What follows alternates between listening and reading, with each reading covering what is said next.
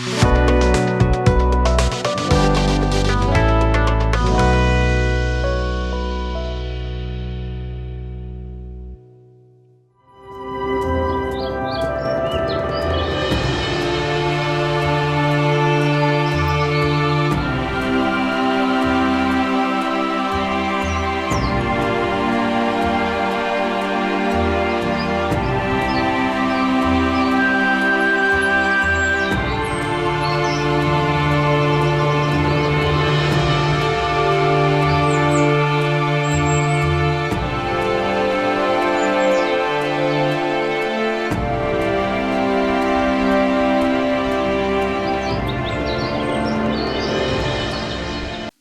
जीशु ख्रीष्ट अति बहुमूल्य नाम संपर्क प्रस्तुत कार्यक्रम नुआ सकाल आशार आज अध्याय में आपको स्वागत जनाए। प्रभु आपन को आशीर्वाद करंतु। आज जो प्रसंग में आलोचना करबा आलोच्य प्रसंग होछि आपन को निद लागुछि कि आपन को निद लागुछि कि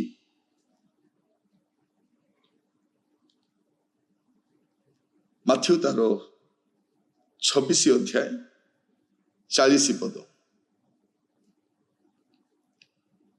आउ से शिष्य मान निकट आसी से निद्रित देखिले और पितर को कहले तुम्हें माने कि मोहर संगरे दंडे हेले जागी पारिल नहीं। 41 पद परीक्षा रे जेपरि न पड़ो एथिपाई जागी रही प्रार्थना करो आत्मा इच्छुक सत्य मात्र शरीर दुर्बल। आज प्रसंग होछि आपन को निद लागुछि कि प्रभु जीशु ख्रीष्टंकर शेष रात्र अल्प समय पर से धरा पड़िबे पदातिक मन आसी नहीं कि शत्रु हस्त समर्पित हेबे। से शेष रात्र रे शिष्य माने सब सोई पड़ुछन आउ से सोईबार परिणाम स्वरूप गुड़े दे भूल हो। प्रिय भाई भौणी माने जदि आपण निद को भल पाउछन आपन निद लागुछि प्रार्थना समय आपण लाइफ रो क्रुशियल मोमेंट रे आपण जदि निद लागुछि परिस्थिति खराब समय निद लगुच जानवे आहरी विपर्याय आसे।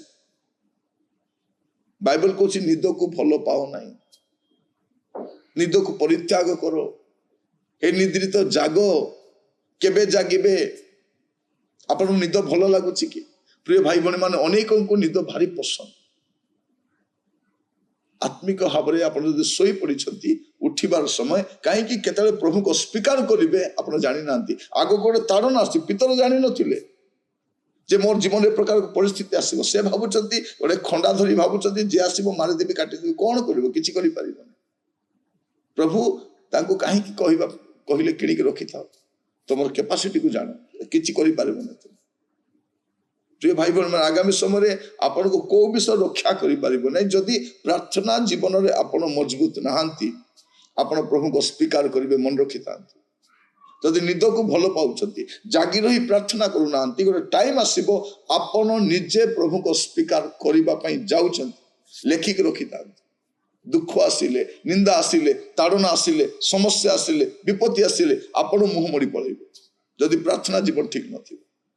आज सब चारिड़े प्रार्थना चली कौन आशीर्वाद प्रार्थना घर पर प्रार्थना पुओ पर प्रार्थना गाड़ी पर प्रार्थना केवल प्रार्थना सभा से फास्टिंग प्रेयर कहीं आम प्रार्थना पॉइंट गुड़ाक देखो कौन पे प्रार्थना केवल जागतिक विषय पर प्रार्थना प्रभु कौन केवल जागतिक विषय देवा प्रार्थना करंतु परीक्षा समय जपरी पड़े ना परीक्षा आसले जपरी आप उत्तीर्ण हो पारे से प्रार्थना करंतु आप देखिए देखो कौन लिखा जाउछि अपन जदि से माथ्यू 26 पर 59 पदर देखी देखी जीवे कौन होची जीसु धरा पड़िले तापरे पितर तांको पछे पछे जाउछंती गला पर कौन होची देखंतु 59 पदर मु आपन पढ़िबा पई चाहे 75 पर्यंत इतिमध्य पितर बाहर प्रांगण रे बसी थिले आउ जने दासी ताहांको पाखु आसी कहिले तुमे मध्य गालिलियो जीसु को सांगरे थिलो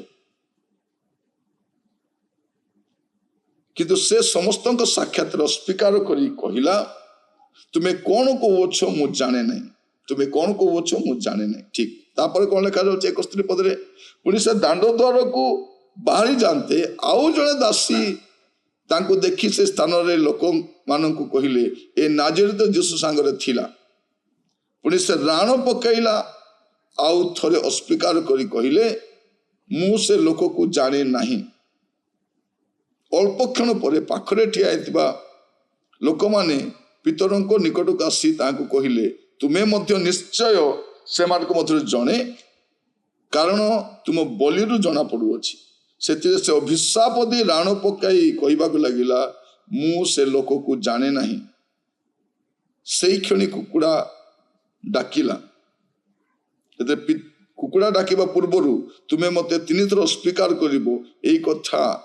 ଏଇ ଯୋଉ କଥା ଯୀଶୁ କହିଥିଲେ ତାହା ପିତରଙ୍କ ମନରେ ପଡ଼ିଲା। ଆଉ ସେ ବାହାରକୁ ଯାଇ ଅତ୍ୟନ୍ତ ବ୍ୟାକୁଳ ହୋଇ ରୋଦନ କଲେ। ଏସବୁ କାହିଁକି ହେଲା ପ୍ରିୟ ଭାଇ ଭଉଣୀ ମାନେ? ଏସବୁ ହେବା ପଛରେ ଗୋଟିଏ କାରଣ କଣ? ନିଦକୁ ଭଲ ପାଇଲେ। ଯେଉଁମାନେ ନିଦକୁ ଭଲ ପାଆନ୍ତି ପରବର୍ତ୍ତୀ ସମୟରେ ପ୍ରଭୁକୁ ଅସ୍ୱୀକାର କରନ୍ତି। ଆପଣଙ୍କୁ ନିଦ ଭଲ ଲାଗୁଛି କି? ଆପଣଙ୍କୁ ନିଦ ଲାଗୁଛି କି? ପ୍ରାର୍ଥନା ସମୟ ନିଦ ଲାଗୁଛି କି? ଏଟା ଶୋଇବାର ସମୟ ନୁହେଁ, ଏଟା ଜାଗିବାର ସମୟ। ଆଗକୁ ତାଡ଼ନା ଆସୁଛି, ଆଗକୁ ଭୟଙ୍କର ପରିସ୍ଥିତି ଆସୁଛି। ଯଦି ପ୍ରାର୍ଥନା କରିବେ ନାହିଁ କିଛି ଆପଣ ନିଜକୁ ରକ୍ଷା କରିପାରିବେ ନାହିଁ। ଆମର ପ୍ରାର୍ଥନା କଣ? ଚାଉଳ ପାଇଁ ପ୍ରାର୍ଥନା, ଗ୍ୟାସ ପାଇଁ ପ୍ରାର୍ଥନା, ଇଲେକ୍ଟ୍ରିସିଟି ପାଇଁ ପ୍ରାର୍ଥନା, ମୋବାଇଲ ରିଚାର୍ଜ ପାଇଁ ପ୍ରାର୍ଥନା, ଟିଭି ପାଇଁ ପ୍ରାର୍ଥନା, ଚାକିରି ପାଇଁ ପ୍ରାର୍ଥନା, ବ୍ୟବସାୟ ପାଇଁ ପ୍ରାର୍ଥନା। ଏହି ପ୍ରାର୍ଥନା ଆପଣଙ୍କୁ ତାଡ଼ନା ରକ୍ଷା କରିପାରିବନି। ତାଡ଼ନା ରକ୍ଷା ପାଇବାର ଅଛି, ଜାଗି ରହି ପ୍ରାର୍ଥନା କରିବାର ଅଛି। ନହେଲେ ପିତରଙ୍କ ଭଳିଆ, ପିତର ସାଙ୍ଗରେ ଥିଲେ, ପ୍ରଭୁଙ୍କ ସହିତ ରହିଛନ୍ତି, କିନ୍ତୁ ପର ମୁହୂର୍ତ୍ତରେ, ବେଶୀ ଦିନ ବି ନାହିଁ, ସେଇ ଦିନ ସେଇ ରାତ୍ରିରେ ଏପଟେ ପ୍ରଭୁ ଭୋଜ ଖାଇଛନ୍ତି, ଏପଟେ ପ୍ରାର୍ଥନାକୁ ଯାଇଛନ୍ତି, ଆଉ ପ୍ରାର୍ଥନା ପରେ ପରେ ପ୍ରଭୁଙ୍କୁ ସ୍ୱୀକାର କରିଛନ୍ତି। ପ୍ରିୟ ଭାଇ ଭଉଣୀ, ନିଦକୁ ଯଦି ଭଲ ପାଉଛନ୍ତି, ଆମେ ସମସ୍ତେ ଆରାମରେ ଶୋଇବା ପାଇଁ ପସନ୍ଦ କରୁ। ଆମର ପ୍ରାର୍ଥନା ଜୀବନରେ ଶିଥିଳତା ଆସିଯାଇଛି। ଆମେ ସବୁ କ୍ଷେତ୍ରରେ ଉନ୍ନତି କରୁଛୁ, କିନ୍ତୁ ପ୍ରାର୍ଥନା କ୍ଷେତ୍ରରେ ଆମେ କାଙ୍ଗାଳି ଅବସ୍ଥାରେ ଅଛୁ। ପ୍ରାର୍ଥନା କ୍ଷେତ୍ରରେ ଆମେ ଦରିଦ୍ର ଅବସ୍ଥାରେ ରହିଛୁ। ଆଣ୍ଠେଇବାଟା, ଆପଣ ଲାଷ୍ଟ ଟାଇମ୍ କେବେ ଆଣ୍ଠେଇଥିଲେ? ଘଣ୍ଟେଟିଏ ମନେ ଅଛି? ଆପଣ କେବେ ସାରା ରାତି ପ୍ରାର୍ଥନା କରୁଥିଲେ ମନେ ଅଛି? ଆପଣ କେବେ 2 ଘଣ୍ଟା ଆଣ୍ଠେଇଥିଲେ ମନେ ଅଛି? ପ୍ରିୟ ଭାଇ ଭଉଣୀ ମାନେ, ଆମର ଆଣ୍ଠୁର ଜୀବନ ଗଲାଣି, ଆମର ପ୍ରାର୍ଥନା ଜୀବନ ଗଲାଣି, ରାତି ସାରା ଜାଗି ରହି ପ୍ରାର୍ଥନା ଗଲାଣି। ଏବେ ସୁଯୋଗ ଅଛି ଜାଗ୍ରତ ରହିବାଟା। ଜାଗ୍ରତ ହୁଅନ୍ତୁ, ନହେଲେ ଆପଣ ପସ୍ତାଇବା ପାଇଁ ପଡ଼ିବ। ପରୀକ୍ଷା ସମୟରେ ପ୍ରଭୁଙ୍କୁ ସ୍ୱୀକାର କରିବେ, ପ୍ରାର୍ଥନା କରିବେ। ଅନୁଗ୍ରହକାରୀ ପିତା ପରମେଶ୍ୱର, ଆପଣଙ୍କ ଦାସ ଘର ମୁଁ ପ୍ରାର୍ଥନା କରୁଛି, ପ୍ରତ୍ୟେକଙ୍କୁ ପ୍ରାର୍ଥନା ଜୀବନ ଦିଅ ପ୍ରଭୁ, ଯେପରି ଆଗାମୀ ସମୟରେ ଯୋଉ ତାଡ଼ନା ଆସିବ ସେଇ ସମୟରେ ନିଜକୁ ପରୀକ୍ଷା ଆସିବା ସମୟରେ ନିଜକୁ ରକ୍ଷା କରିପାରିବେ, ଏ ପ୍ରକାର ଅନୁଗ୍ରହ କରନ୍ତୁ। ଆଦର ମହିମା ଆପଣଙ୍କର ହଉ। ପ୍ରାର୍ଥନା ମୋର ପ୍ରାଣର ପ୍ରିୟ ଯୀଶୁଙ୍କ ନାମରେ ମାଗିଲି, ଆମେନ୍। ପ୍ରଭୁ ଆପଣମାନଙ୍କୁ ପ୍ରତ୍ୟେକଙ୍କୁ ବାହୁଲ୍ୟରେ ଆଶୀର୍ବାଦ କରନ୍ତୁ। ନମସ୍କାର।